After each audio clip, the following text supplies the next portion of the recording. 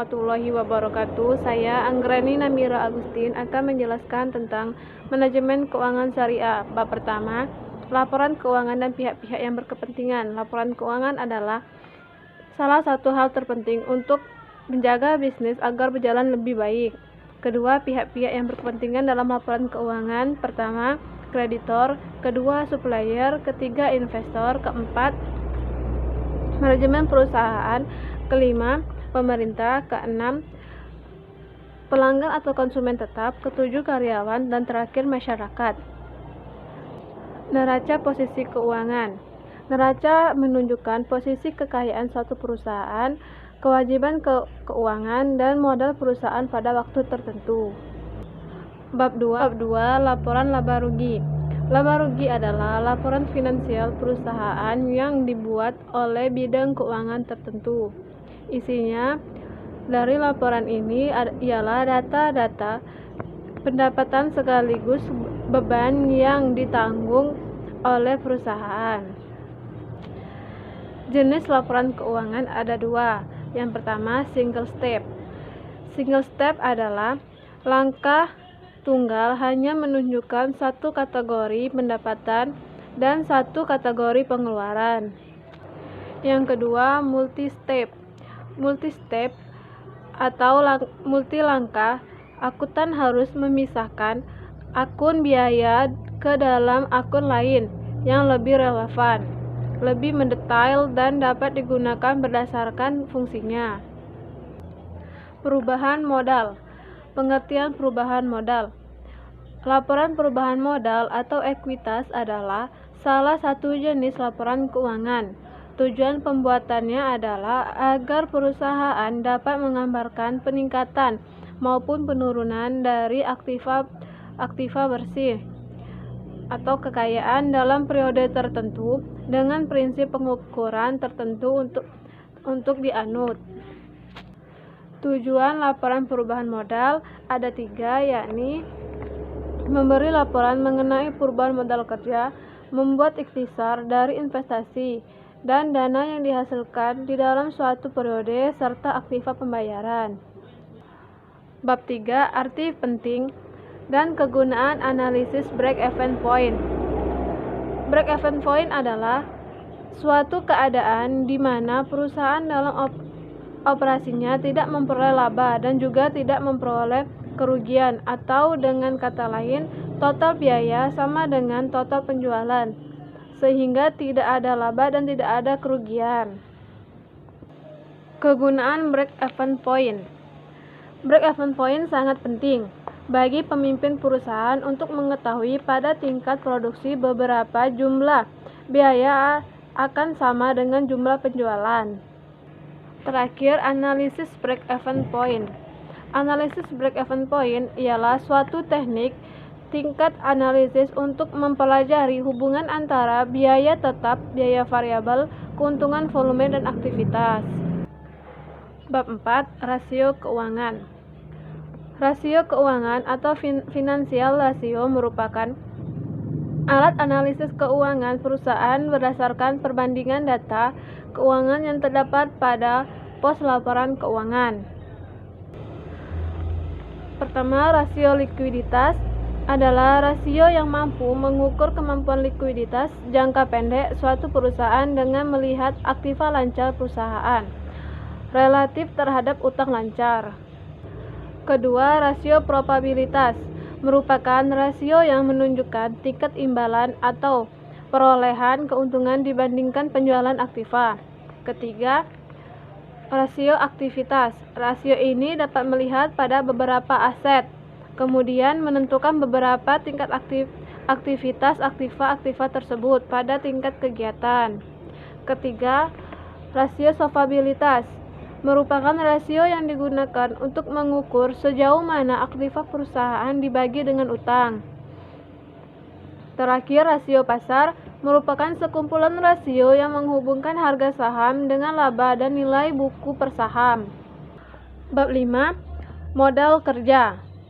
Pertama, pengertian dan arti penting manajemen modal kerja. Menurut Jumingan, modal kerja yaitu jumlah dari akad lancar. Jumlah ini merupakan modal kerja bruto Definisi ini bersifat kuantitatif karena menunjukkan jumlah dana yang digunakan untuk maksud-maksud operasi jangka pendek. Modal kerja merupakan bagian dari manajemen keuangan satu perusahaan. Perusahaan sangat membutuhkan modal kerja untuk memenuhi kebutuhan operasional di suatu perusahaan. Ada 3 konsep dan jenis modal kerja. Pertama, konsep kuantitatif. Konsep ini menitikberatkan pada kuantum yang diperlakukan untuk mencukupi kebutuhan perusahaan dalam membiayai operasinya yang bersifat rutin. Kedua, konsep kualitatif. Pengertian modal kerja adalah kelebihan aktiva lancar terhadap bunga hutang jangka pendek. Ketiga, konsep fungsional. Konsep dari dana yang dimiliki dalam rangka menghasilkan pendapatan dari usaha pokok perusahaan. Jenis modal kerja menurut Munawir, pada dasarnya modal kerja itu sendiri ada 2, yaitu bagian yang tepat atau bagian yang permanen, yaitu jumlah minimum yang harus tersedia agar perusahaan dapat berjalan lancar tanpa kesulitan keuangan. Dan kedua, jumlah modal kerja yang variabel. Jumlah tergantung pada aktivitas musiman dan kebutuhan. Bab 6. Analisis pembiayaan modal kerja. Modal kerja adalah dana yang ditanamkan dalam aktiva lancar, oleh karena itu dapat berupa kas, piutang, surat-surat berharga, persediaan, dan lain-lainnya. Pembiayaan adalah penyediaan dana guna membiayai kebutuhan nasabah yang memerlukan dan layak untuk memperolehnya. Menurut pembiayaan, sifat penggunaan pembiayaan modal kerja dapat dibagi menjadi 2, yaitu pembiayaan produktif dan pembiayaan konsumtif. Unsur-unsur modal kerja yaitu pembiayaan likuiditas, pembiayaan piutang, pembiayaan persediaan, dan pembiayaan modal kerja untuk pedagang. Bab 7. Motif memegang uang tunai. Menurut Keynes, dalam teori referensi likuidasi menjelaskan bahwa motif dalam memegang uang ada 3 macam, yaitu pertama, motif transaksi. Motif atau alasan utama seseorang memegang dan menyimpan uang. Kedua, motif berjaga-jaga, dilakukan oleh seseorang atau pengusaha untuk mengantisipasi hal-hal yang tidak dapat diperkirakan. Ketiga, motif spekulasi, digunakan untuk mendapatkan keuntungan secara spekulasi dengan berharap suatu saat nanti harga barang atau jasa termasuk saham dan sebagainya akan menurun atau jadi lebih murah. B. Anggaran kas. Pengertian anggaran kas. Anggaran kas ialah anggaran yang merencanakan tentang jumlah kas secara lebih terinci beserta perubahan-perubahan dari waktu. Pentingnya anggaran kas adalah untuk memberikan informasi yang relevan tentang tafsiran penerimaan dan pengeluaran kas perusahaan pada suatu periode tertentu di masa mendatang. Ketiga, menyusun anggaran kas. Terdapat 3 macam anggaran kas yang diperlakukan perusahaan, yaitu anggaran kas jangka pendek dan anggaran kas jangka panjang. Bab 8. Manajemen kas yang efisien. Pengelolaan kas penting dalam memanage keuangan perusahaan, sebab berkaitan dengan elemen aktiva lancar yang liquid, sehingga secara bersama-sama keduanya menggambarkan kemampuan perusahaan untuk menggambarkan kewajiban-kewajiban pada saat jatuh tempo. Strategi dasar yang harus digunakan oleh perusahaan dalam mengelola kas. Pertama, membayar utang dagang selambat mungkin, asal jangan sampai mengurangi kepercayaan pihak supplier pada perusahaan. Kedua, mengatur perputaran persediaan secepat mungkin, tetapi hindarilah resiko kebiasaan persediaan.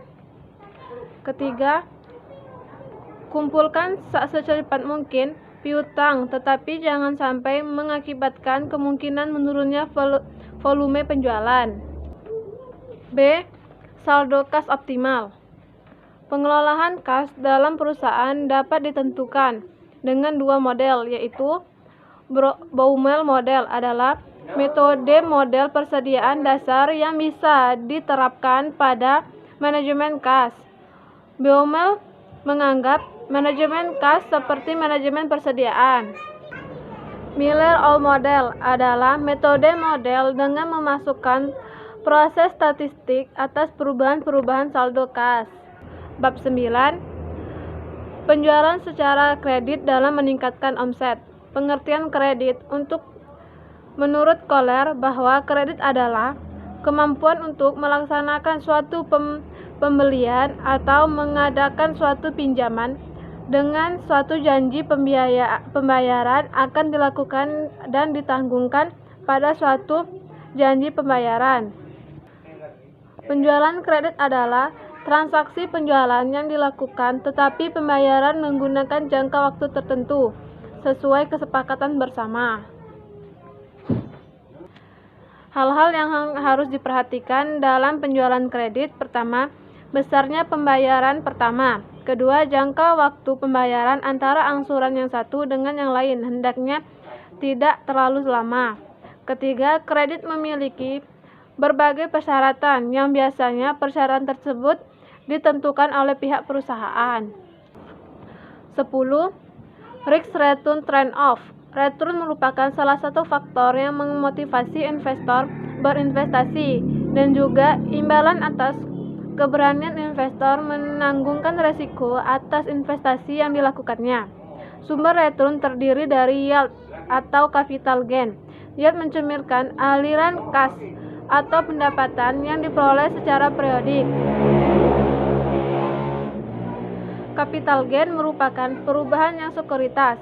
Risiko merupakan kemungkinan perbedaan antara return aktual yang diterima dengan return yang diharapkan.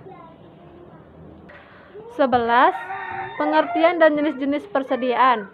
Pengertian persediaan merupakan aset perusahaan yang mempunyai pengaruh yang sangat sensitif bagi perkembangan finansial perusahaan.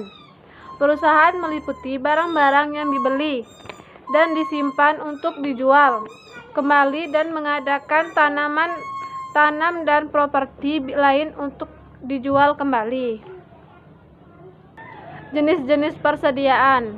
Persediaan barang dagang, barang yang ada di gudang dibeli oleh pengecer atau perusahaan perdagangan seperti importir dan eksportir untuk dijual kembali. Biasanya barang yang diperoleh untuk dijual kembali secara fisik dan tidak diubah oleh perusahaan pembeli. Kedua, persediaan manufaktur.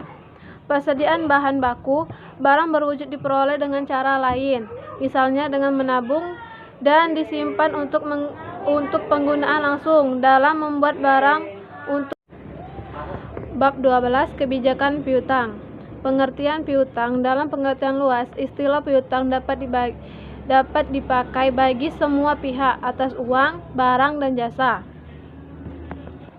Menurut Kashmir, ada beberapa cara yang dilakukan untuk melakukan penagihan utang, yaitu melakukan melalui surat, melalui telepon, kunjungan personal, dan tindakan yudiris.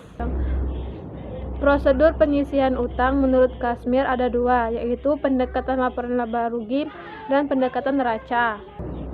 Sumber dan tipe-tipe pendanaan jangka pendek.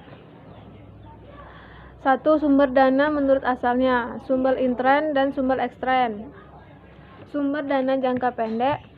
Penting pendanaan jangka pendek.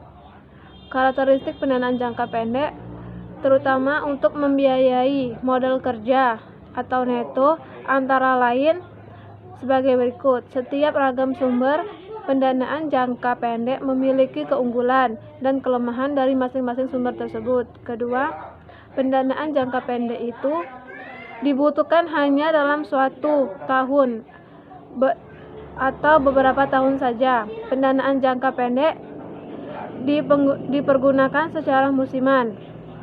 Keempat, sebagai contoh, pendanaan jangka pendek dipergunakan untuk menambah modal kerja ekstra. Kelima, apabila dibandingkan dengan pendanaan jangka panjang, pendanaan jangka pendek memiliki beberapa kelebihan. Sebagai contoh, untuk diatur tidak terlalu mahal biayanya. Pendanaan dengan manfaat piutang, menjamin piutang dan menjual. pendanaan dengan manfaat persediaan, floating, dan